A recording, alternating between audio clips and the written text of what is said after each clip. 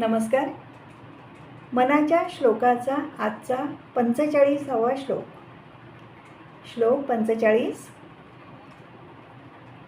जयाचे निसंगे समाधान भंगे, अहंता अकस्मात येऊन लागे. तये संगतीची जनिये कोण गोडी, जिये संगतीने मती राम सोडी.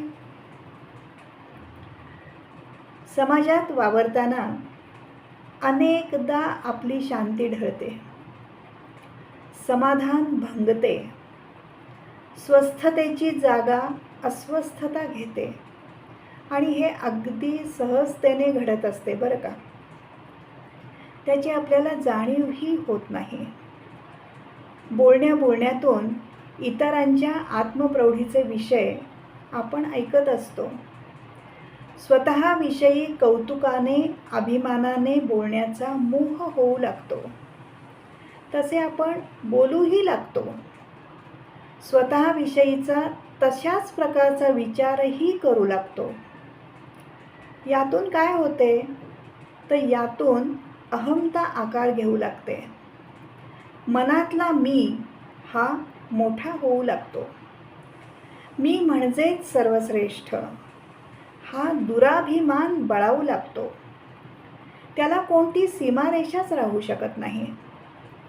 एकीकडे हे असे घडत असताना दुसरीकडे मात्र इतरांना कमी लेखणे, तुच्छ लेखणे चालू होते. ही मनोवृत्ती अहंतेचीच दुसरी बाजू असे म्हटले तर फारसे वावगे ठरणार नाही. इतरांबाबत नकारात्मक बोलणे, दुसऱ्यांची खिल्ली उडवणे, आपला वरचढपणा सतत सिद्ध करण्याच्या मागे राहणे, आत्मस्तुती करत राहणे, इतरांना मागे खेचणे, खोट्या स्तुतीने बहरून जाणे, इतरांची स्तुती करून स्वार्थ साधण्यासाठी प्रयत्नांची पराकाष्ठा करणे, या आणि अशासारख्या विषयांमध्ये लोकांना विशेष रुची असते. बहुतांश सामाजिक संबंधामध्ये हे सतत चालू असते आणि हेच एक प्रकारचे व्यसन जडून राहते. व्यसन का म्हटले तर माणूस त्याच्या आहारी जाऊ लागतो. हे असेच विचार डोक्यात घोंगावू लागतात. त्यातच तो रमू लागतो. हळूहळू या मानसिकतेशिवाय जगणेही अवघड होऊन बसते. मात्र हे लक्षात घ्यायला हवे की एकदा अशी बुद्धी भ्रष्ट होऊ लागली की सत्सद विवेक, सारासार विचार, दूरदृष्टी, नीतिमत्ता, सत्याची कास, थोडक्यात काय तर रामाची संगत सुटते.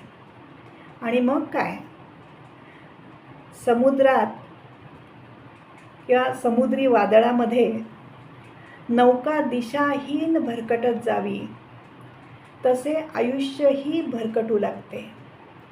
आयुष्याची फरफट होते. म्हणून सावध बनावे, विवेकाने व्यवहार करावा. आयुष्यात रामाची साथ संगत अतूटपणे जोडावी, सत्याची कास धरावी आणि हेच खरे स्वहित आहे. धन्यवाद.